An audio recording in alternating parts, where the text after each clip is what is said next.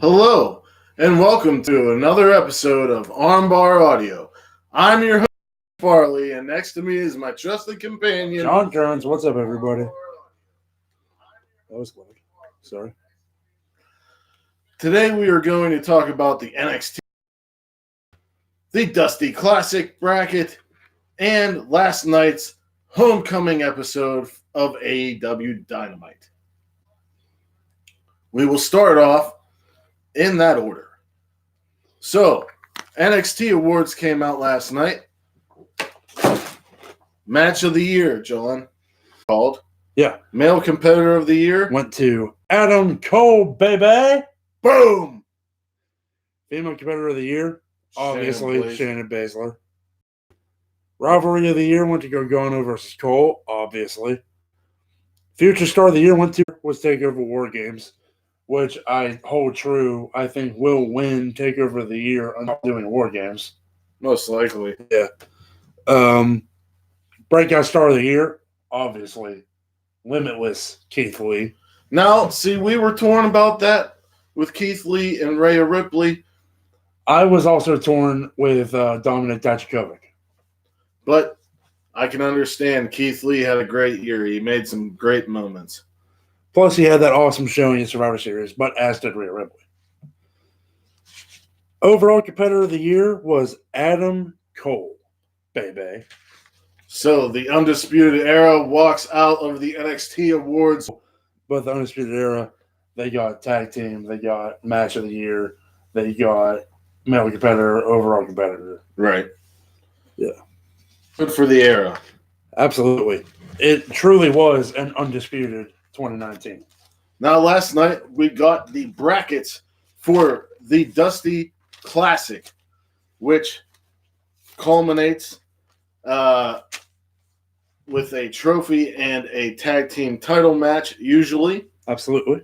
On one side, you have the grizzled young vets of Zach Gibson and James Drake. Yeah. Versus Kushida and a mystery partner. Mystery partner?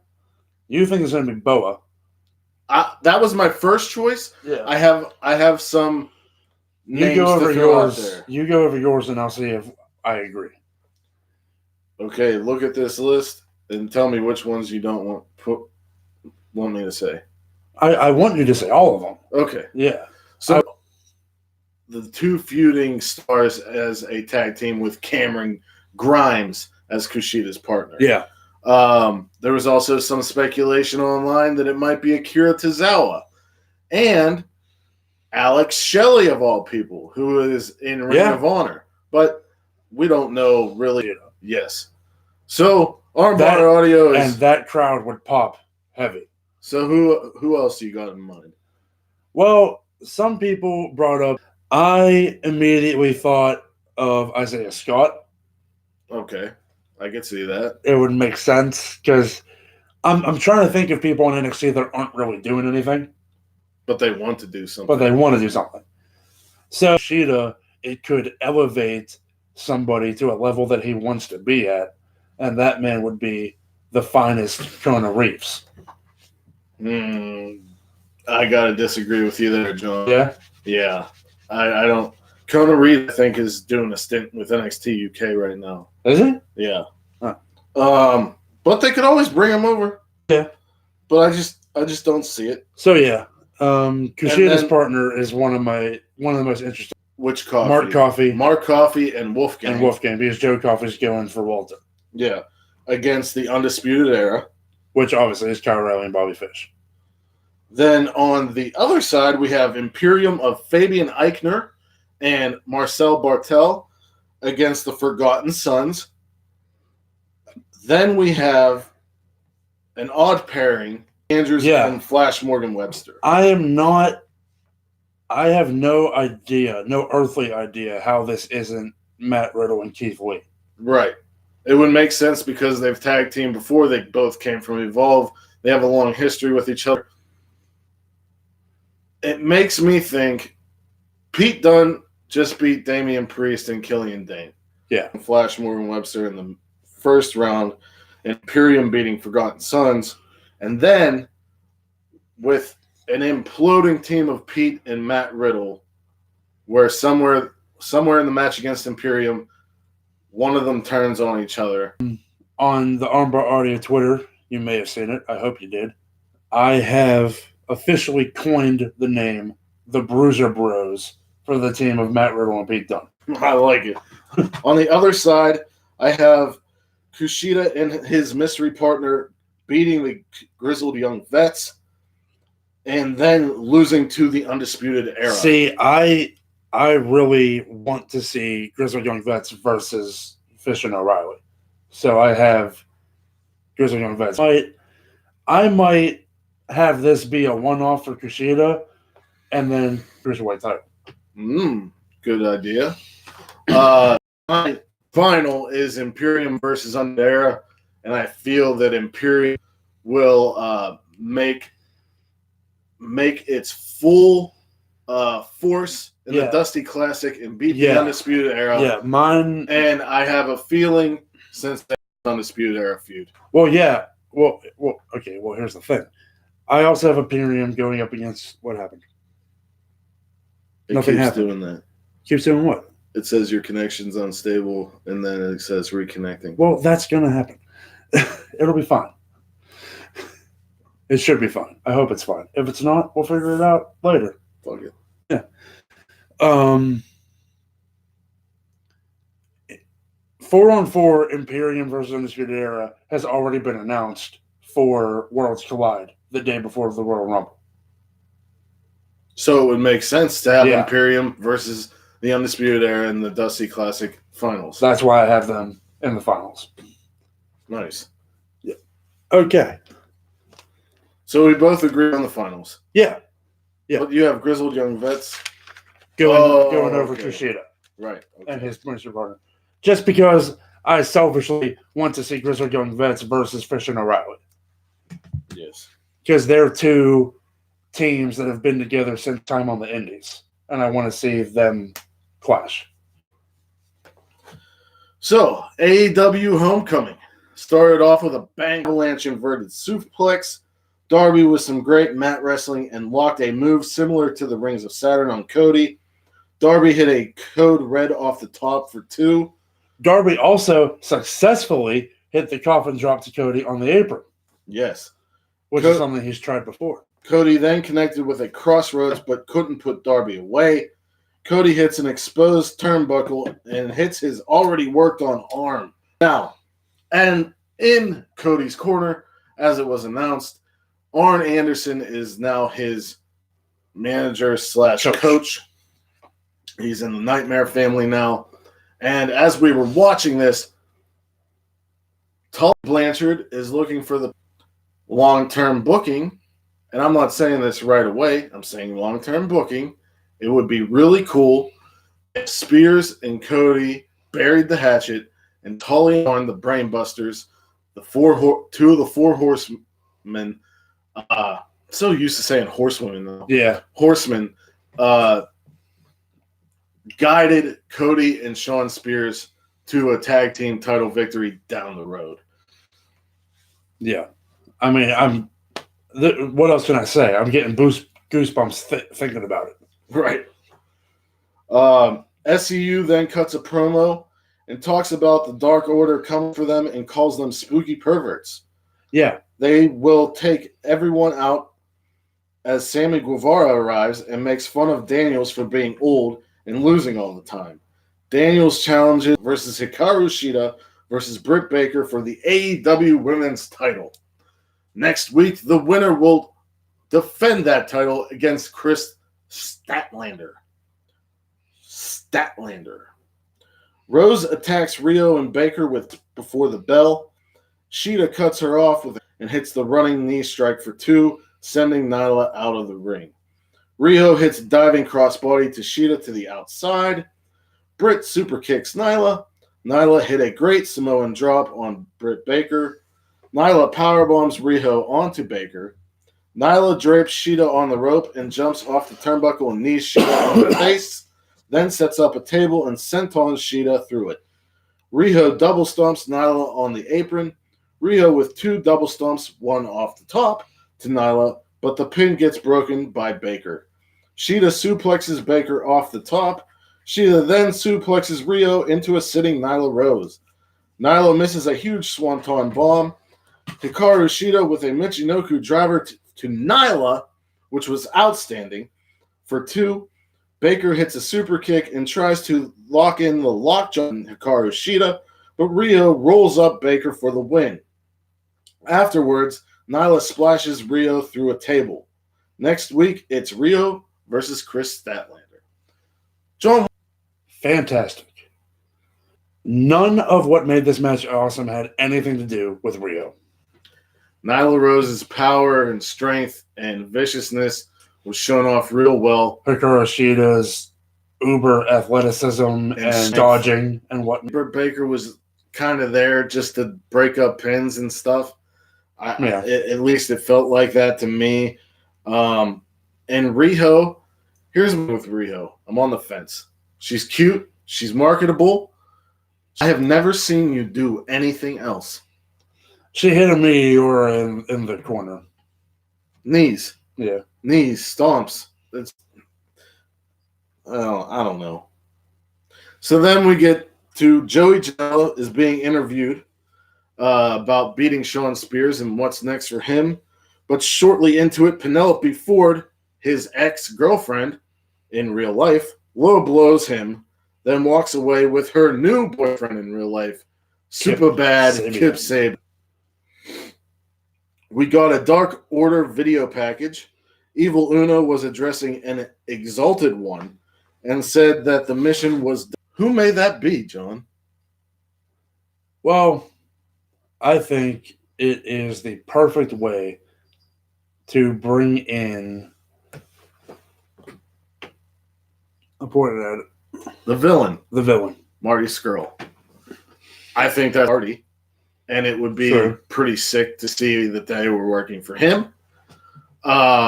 They bring in Matt Hardy, it has to be broken Matt Hardy. We're seeing to drink a little bit. Yeah. Maybe we will soon find out.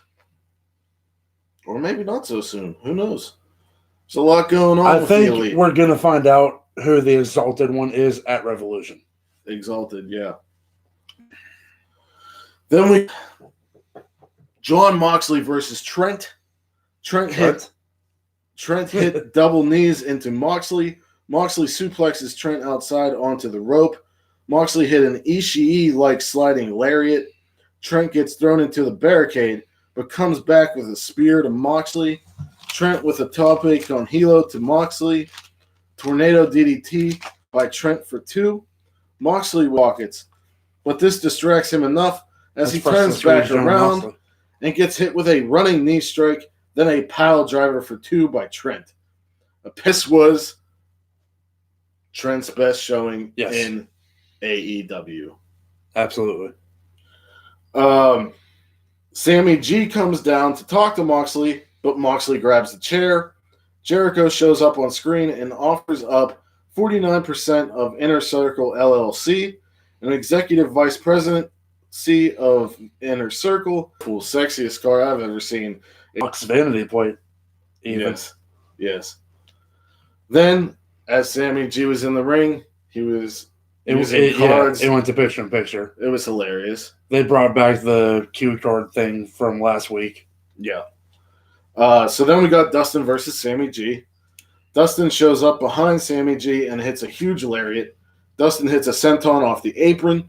Power slam to Sammy on the outside as Jake Hager makes his way down and stares down Dustin. Dustin gets caught with a baseball slide-like kick by Sammy. Sammy hits a huge springboard moonsault to the outside. Sammy G misses a 450 and gets hit with a power slam. Dustin hits a spine buster for 2. A huge enziguri and a running shooting star press for 2 by Sammy G. Dustin hits a destroyer on Sammy on the air dreams. Hager with a low blow and a pin for Sammy. I thought this was a good way. Everyone loves Dustin. So, Private Party is interviewed in a bar. They are worried about him, and Paige says he'll whoop their asses and leaves. Paige is going down. I have notes. Opinions of one mom currents.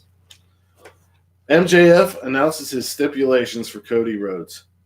Number 1, it has to be at Revolution and no touchy-touchy before Revolution. 2, Cody must go one-on-one with Wardlow and beat him in a steel cage. 3, lion times. There you go. Now, I have notes that my mother, Mom Current Story, well-known MJF superfan. So, blah, blah, blah, blah, blah, match set for Revolution. Blah, blah, no touchy. Blah, blah, blah, have to fight Wardlow in cage. Blah, blah, blah, I'm going to whip you 10 times. Blah, blah, blah. I'm asleep now. MJF sucks, and you know it. Mama Kearns is not a fan of one Maxwell Jacob Friedman. Not at all. But I am. And I'm trying to turn her. I even got the scarf, man. Like, I'm trying. Right. Next, we got Jurassic Express being interviewed. Marco Stunt is consistently hitting on the lady that is interviewing them. Okay, it was there. I like it. I like the Marco Stunt stuff. Marco Stunt tried to hug her, and with he was like making eyes at her, and it was funny. Riho around as Britt Baker has, and she has a roll up. Riho's been in Stardom, but yeah, she's not been there. Different. Anyway, we get the main event, the Elite of Kenny Omega and the Young Bucks against the Lucha Brothers. Booked, I believe, for Fyter Fest. Yeah. Kenny and Pentagon begin contest. Yes. They trade chops, and Pac distracts Kenny as Pentagon attacks Phoenix in, but Kenny cuts them up and tags in Nick Jackson. They lock up and trade shoulder tackles as they work into corners, and Nick drop kicks him off to the floor. Phoenix cuts him off with a drop kick, and back in they trade and work into double down and kip back ups. Matt Jackson gets in, and they clear the ring as double teams follow. Kenny joins in, and they triple team Phoenix. They then work over Pentagon as well and run wild as they clear the ring. Fosbury flop. Yes. Back in, and Pac lays the boots to Kenny. They isolate and triple team Kenny as they stop the tag until Kenny finally rolls for it. Hot tag Nick runs wild, and Matt joins him for double teams, and a Pac dares him to hit him, and they trade. Snap German by Pac, but Kenny rebounds with a V-trigger and the Snap Dragon. The powerbomb follows, but Pentagon makes the save. It breaks down, backstabber by Pentagon on Kenny, and Bucks make the save, and the Black Arrow connects, and that gets a 2 as the Bucks makes the save again. Pac gets the brutalizer, but Matt breaks it up. They take out the Lucha Brothers. Phoenix rope with like a flip kick, and as he was coming down, he just ate a knee right in the jaw. And the one-winged angel finishes the match. After this on commentary, and they're telling him to get in the ring multiple times to enjoy the victory. The celebration. But Adam says, I didn't do anything. I'm okay. I'm not for the first episode of Dynamite in 2020. Are we getting Omega versus Pac one-on-one rubber match at Revolution? No. And I'll tell you why. Okay, so first I want to talk about next week. Yeah. Next week, we're getting the Rhodes Brothers versus the Lucha Brothers, Jericho. We're getting Christopher Daniels against Sammy Guevara. And we are getting Hangman Adam Page and Kenny Omega. This is going to be where Adam Page gives the old shove. Omega. Yeah, I think so. I think at Revolution, it's going to be Kenny Omega versus Hangman Adam Page. I think Pac is going to have to go in a different direction. Well, are we never getting the one-on-one between Pac and Omega? Or We've had that. no, but it was to get the rubber match. Well, Pac has heat with both of them and has had feuds with both of them, but I see them going with this page turn. Yeah. Ha! Page turn. So, John, any other thoughts? What would you rate this homecoming episode? Oh, it was an A+. First show of 2020. Something we didn't talk about. Oh, no. Tony Schiavone was Schiavone. replaced this week by none other than Taz. The human suplex. And I will say this. Taz's presence was welcomed. It was fired up when life in him. Yeah. Not the sports presentation of New Japan Pro Wrestling that he's been used to for the past how many years. No. I like Schiavone as the point guy. Yeah. I like him as the interviewer. I like him as like what he does on Dark. Yeah. If they could bring something like that into the Dynamite show, you know, where he's like kind of going over the something. AEW control room thing. Yeah, he's great at that stuff. But yeah, I thought Taz was a great addition, and I hope he's here to stay. I hope so. All right then. Wherever you bang.